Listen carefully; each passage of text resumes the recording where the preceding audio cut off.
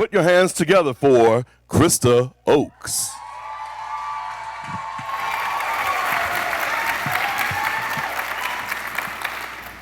I am a liar, and I have been lying for most of my life. I have been wearing masks and putting on facades, and I've been lying by keeping secrets. Now you might be asking yourself, how did I get to be such a good liar? Well, I am the biological child of two gay parents. That means that both my mother and my father are gay. Now you might be asking yourself, how does that happen? Well, my parents met in college, and they thought they were in love. They really adored each other. They had a fondness for each other, and so they did what you do back then, and they got married. They had me and my sister, and after a few years, they admitted to each other that they were gay, decided to live authentically, and got divorced. My mom fell in love with Linda, and they've been together for over 40 years. And my dad fell in love with Reese, and they were together for 10 years. They were amazing parents. We were an incredible family of 6. My parents were so amazing that as teenagers, when my sister and I struggled to miss out on weekend plans with friends to go to my dad's house, which was an hour away, my parents actually thought out of the box and decided to swap houses. That meant that on my dad's weekend, Mom and Linda actually took a little mini vacation, and my dad and Reese came to Mom and Linda's house, also that we didn't have to miss out.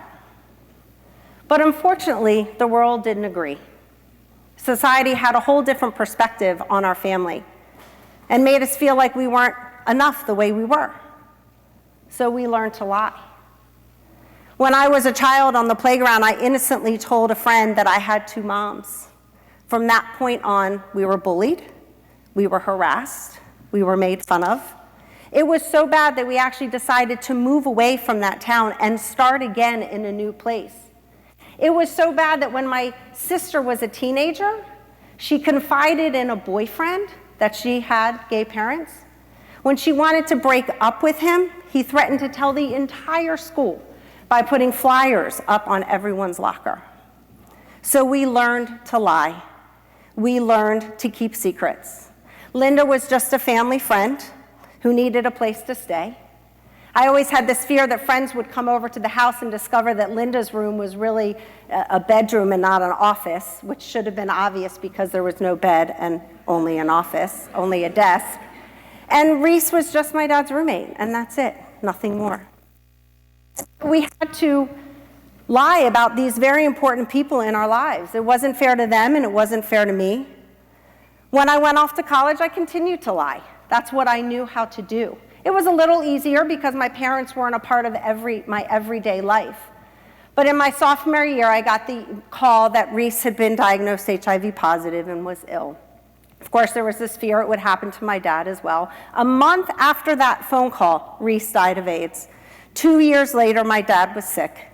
He made it to my sister's wedding in April, to my graduation in May, and he died in June. We had his memorial service on Father's Day. I did my best to pick myself up. I fell in love. I got married. I had 2 beautiful boys.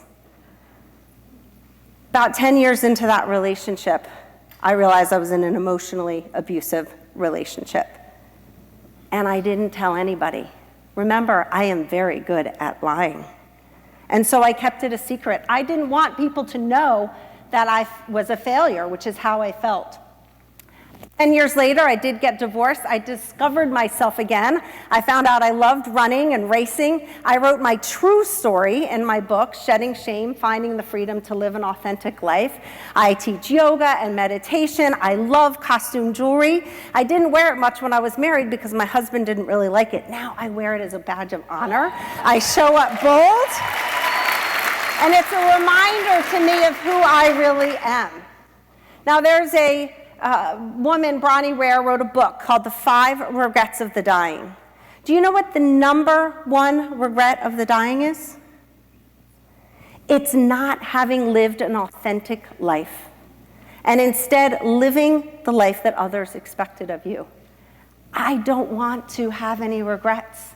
I don't want to live that kind of life. And so now I choose each and every day to show up as myself, goofy, silly, whatever it is.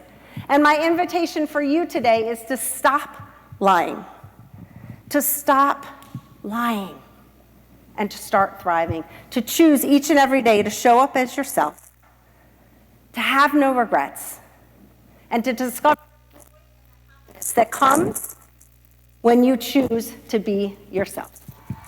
Namaste.